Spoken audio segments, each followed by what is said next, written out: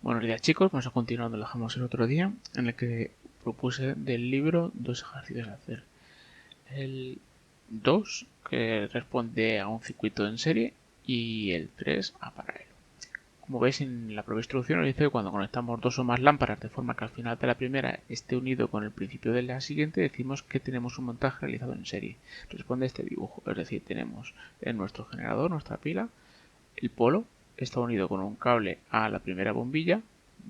A través de la estructura cede el movimiento de electrones por el conductor, este elemento es conductor, ¿vale? Pues metálico, a la siguiente bombilla, que de la misma manera, mientras el casquillo esté cerrado, hay una continuidad que permite que haya un flujo, un movimiento, una corriente eléctrica a través de la estructura de la bombilla y además iluminarla. ¿De acuerdo? En este caso, si yo no desenrosco una bombilla, lo que no hay una continuidad desde este punto a este punto del cable, por lo tanto no estarán unidos los dos polos del generador y no habrá una corriente de electrones, que es lo que permite hacer funcionar los receptores del circuito. Es decir, los receptores, como ya hemos visto, no es más que un elemento que recibe, valga la redundancia, la corriente de electrones que genero en el generador, para la redundancia, con una finalidad concreta. En este caso, el receptor es una bombilla, que lo que pretende, la función de hacer pasar una corriente de electrones por la bombilla es iluminar, generar luz, transformar la energía eléctrica en otra diferente que nos permita solucionar o hacer funcionar un elemento, en este caso un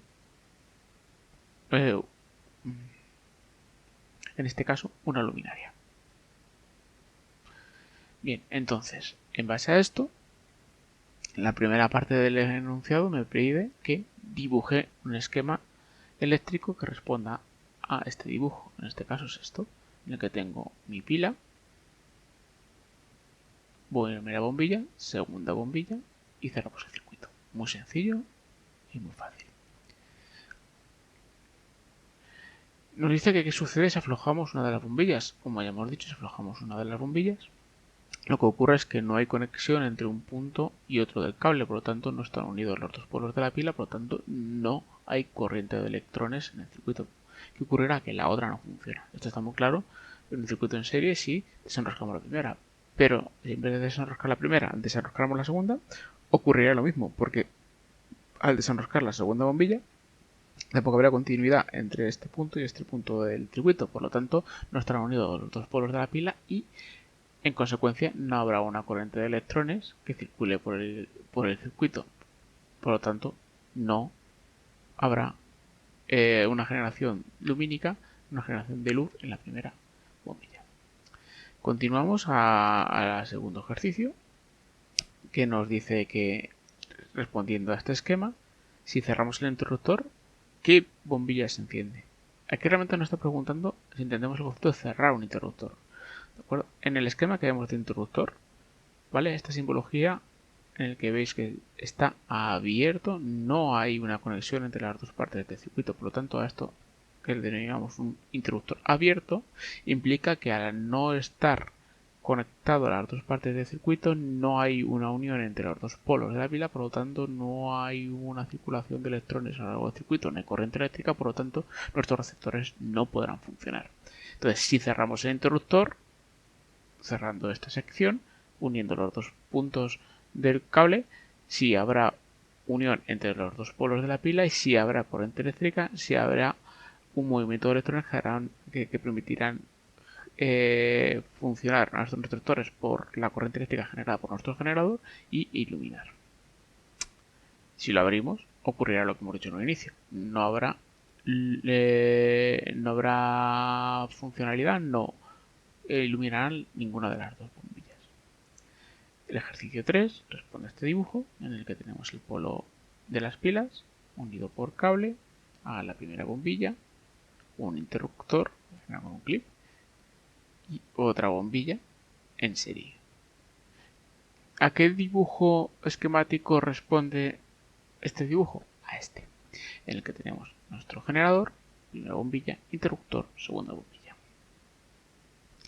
Respondiendo a las preguntas, Si cerramos el interruptor, ahora mismo está abierto. Si lo cerramos, ¿qué bombillas se encienden? Las dos, porque al cerrarlo habrá unión entre los dos polos de la pila, se generará una corriente de electrones que permitirá funcionar a nuestras bombillas. Si lo abrimos, por lo que hemos dicho en el inicio, al abrirlo no hay unión entre los dos terminales, los dos polos de la pila, por lo tanto no habrá corriente eléctrica, por lo tanto nuestros receptores no podrán funcionar. Nos vamos al ejercicio de paralelo. El 3.1 nos dice que dibujemos el esquema de esta pila. Al ser en paralelo, como veis tenemos nuestro polo, interruptor, una conexión. De aquí sale una bombilla y vuelve a unirse en el punto de conexión. Por el otro lado, la corriente eléctrica puede dividirse o bien por este ramal o bien por este ramal que forma la propia estructura de la bombilla para luego cerrar. Aquí. ¿A qué dibujo responde este esquema? Receptor, generador, interruptor. Y yo lo he hecho de esta manera que es muy esquemática, lo vais a encontrar muy habitualmente, en el que yo ya genero un punto de conexión, dos ramales con sus dos bombillas y se vuelven a unir. Entonces, en base a ese esquema, ¿qué sucede si accionamos el interruptor? Pues al accionar el interruptor, unimos los dos polos de la pila, se genera la corriente eléctrica que alimenta a los dos ramales. Recordamos, a los dos ramales hay un reparto del flujo de electrones, de la cantidad de electrones que va por cada ramal, dependerá de la resistencia, lo veremos en cursos posteriores, pero lo importante es que en ambos tenemos el mismo voltaje. Eso es súper importante. En cambio, en serie, recordamos que el voltaje se va reduciendo cada vez que hacemos funcionar una bombilla. ¿Qué sucede si aflojamos una de las dos bombillas? Pues al aflojar una de las bombillas, por ejemplo esta de aquí, no habrá conexión entre estas dos partes del cable, por lo tanto por aquí no habrá corriente eléctrica porque no hay una unión entre los polos. Pero sin embargo en esta sección de aquí sí. Entonces, como aquí sí hay una continuidad, esta bombilla funcionará sin ningún tipo de problema.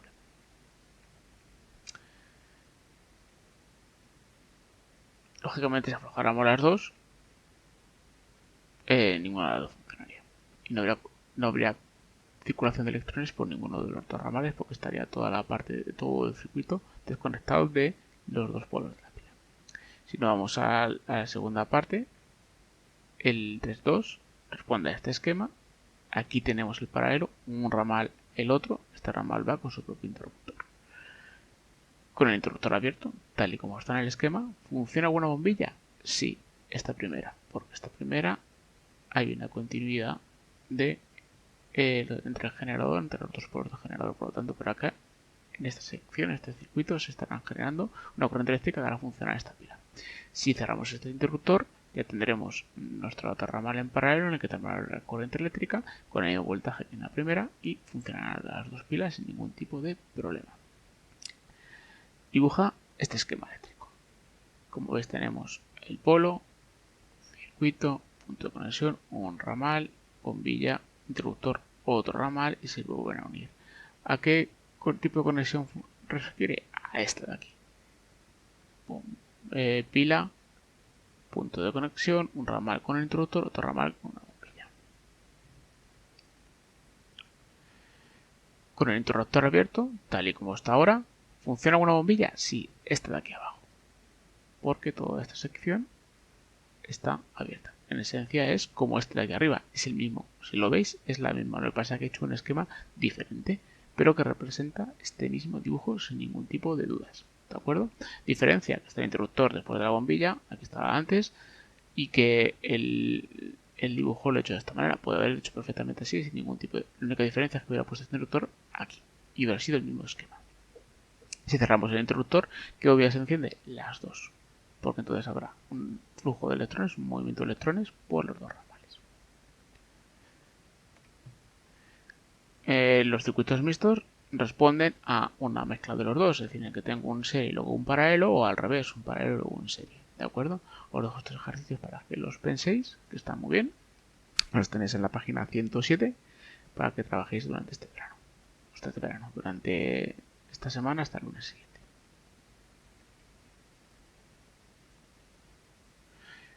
Efectos de la corriente eléctrica. Ahora vamos realmente a la finalidad, o sea, ¿por qué nosotros necesitamos generar corriente eléctrica? ¿Por qué en casa tenemos un circuito eléctrico dentro de una estructura de circuito eléctrico dentro de las instalaciones de la casa que nos permiten hacer funcionar elementos? ¿Cuál es el objetivo? Pues, por un lado, por ejemplo, generar luz, es decir, producir luz. ¿Cómo? Transformando nuestra energía eléctrica, que ya hemos dicho que es una energía secundaria que hemos fabricado proveniente de otra primaria. ¿Con qué objetivo? Tener la capacidad de generar un corriente de electrones que somos capaces de, mediante un receptor, transformarla en otro tipo de energía, por ejemplo, luminosa. ¿Cómo funciona esto? Pues generalmente hay diferentes tipos de luminarias que ahora veremos y bueno, que tenéis en el libro, podéis echar un vistazo y que permiten la transformación de la energía por diferentes mecanismos. La más sencilla es una bombilla en la que hacemos pasar por un filamento que genera resistencia al paso de electrones calentándose enormemente. Al calentarse enormemente veis que genera luz, pero también mucho calor. Una bombilla clásica es una forma muy precaria y muy poco eficiente de iluminar porque todo ese calor que notáis son pérdidas del proceso. Siguiendo el mismo mecanismo, es como funcionan los radiadores eléctricos en el que, o la tostadora o la plancha, donde hacemos pasar un circuito eléctrico por esta estructura, de manera que esto es una resistencia al paso de electrones que genera calor. Utilizamos nosotros para otro tipo de usos, calentarnos a nosotros mismos, calentar la estancia, calentar el pan, la ropa después para planchar. ¿De acuerdo? Pero más o menos la forma de trabajar es muy parecida a lo que hemos dicho antes de la bombilla. Desde esa perspectiva, igual, como hemos dicho de la bombilla, esto es una manera muy poco eficiente de calentar. No es la mejor manera y además, como he sabido, es cuando la electricidad es cara. Si tú calientas tu casa con resistencias eléctricas de esta característica, se nota mucho en la factura de la luz. Por otro lado, tenemos el efecto magnético. Son tres de los posibles usos que podemos utilizar con receptores para poder hacer un uso práctico de nuestra energía eléctrica. En este caso, cuando una corriente eléctrica circula por una bombilla, ¿vale? Se acumula una barra de radio y se produce un imán, un electroimán, ¿de acuerdo? Este efecto se aprovecha para motores eléctricos. Estos motores eléctricos podrían generar energía mecánica, es decir, energía eléctrica mecánica que hace mover cosas, o en timbres, que sería un zumbador que, por ejemplo, hemos visto en la sesión anterior. Un zumbador no deja de ser un timbre y es un receptor, es decir, recibe la corriente eléctrica generada por el generador para utilizarla y transformarla con una finalidad concreta. ¿Cuál? Que son un timbre. Más efectos, más transformaciones que nos permite la energía eléctrica, como ya vimos en las primeras sesiones. Por ejemplo, una calculadora. Es decir, aquí hay una transformación energética, pues podemos poner entre comillas, ojo con que tenemos una energía que transformamos en otra. Realmente el paso de electrones que genera nuestra pila que hay dentro de la calculadora lo utilizamos para computar, para realizar cálculos, hacer tenemos una placa integrada, esta se llama electrónica, ¿vale? Por lo tanto, el propio uso o la propia circulación de electrones podemos utilizarla para otras finalidades diferentes a producir energía. La única energía que podemos visualizar realmente es el funcionamiento de la pantalla. El resto en sí mismo podríamos decir que no es energía. Pero también, como hemos dicho, un motor eléctrico nos permitiría transformar energía eléctrica en energía mecánica, es decir, un coche en movimiento. Más cosas. Ya para ir terminando, me interesa ver cómo funcionaría un conmutador, ¿vale? Que este esquema me gusta mucho. Esto sería un conmutador, que es el propio... ahora vemos un esquema que, por ejemplo, es muy típico de salones o pasillos largos, ¿vale? En el que es un interruptor que no es que esté cerrado o abierto, sino que abre o cierra diversos circuitos. En este caso, alimenta la corriente eléctrica a este motorcito. De manera que viene por aquí la corriente eléctrica, la recibe el receptor, en este caso el motor, que transformará esta energía eléctrica en mecánica para lo que fuera y vuelve hasta la pila. Si cambia, si le da el interruptor, o el conmutador, perdón, pasa de este circuito a este otro. En este caso lo que estamos haciendo es hacer funcionar este otro receptor, que es en este caso una bombilla. Entonces, cada vez que doy al conmutador, cambia la posición como si fuera las vías de un tren. ¿Vale? El tren tiene que pasar por una vía o por otra, no puede pasar por ninguna. Por lo tanto, la corriente eléctrica en este caso pasará por una o por otra, teniendo encendido o apagado uno de los dos receptores. O, como puede ser el caso